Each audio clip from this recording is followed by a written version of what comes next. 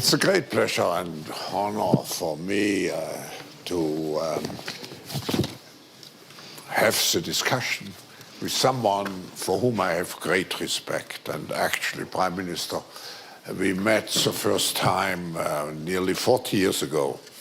When we were kids. When we were kids, exactly, when we were kids. And so I ask you two questions. The first one is, what let's say, takes you to sleep at night if you think of the human rights situation in the world? You have been very outspoken, very engaged.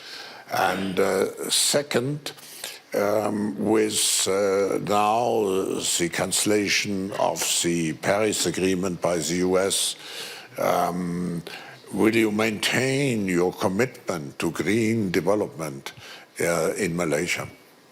Well, first on the issue of human rights, justice, anti-colonization and exploitation harlop harlop, which was the slogan in the 70s.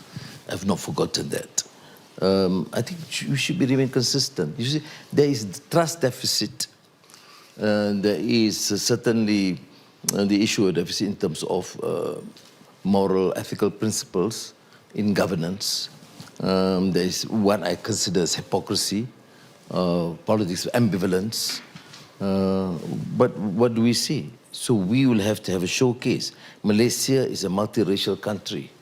Now we can showcase that we are the Muslim majority with strong ethnic Chinese and ethnic Indians, and the tribal groups in Sabah, Sarawak can be taken as one great family. Then we showcase that in that manner.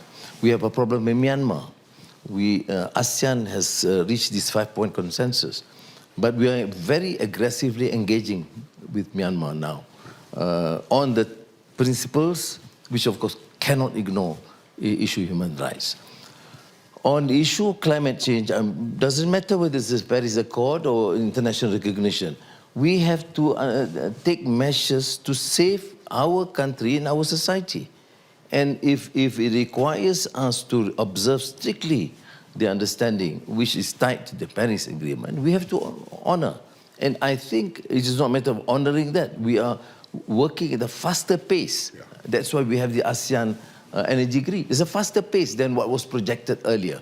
And if we can reach that in the next few years, then of course it's more economic, it's cheaper energy, but it meets the requirements of the Paris Accord. So it doesn't matter whether, well, it does matter to the world, unfortunately, that we need countries, rich countries, industrial countries, that cost most of the burden to undertake some of these measures. What they promised, they have not honored.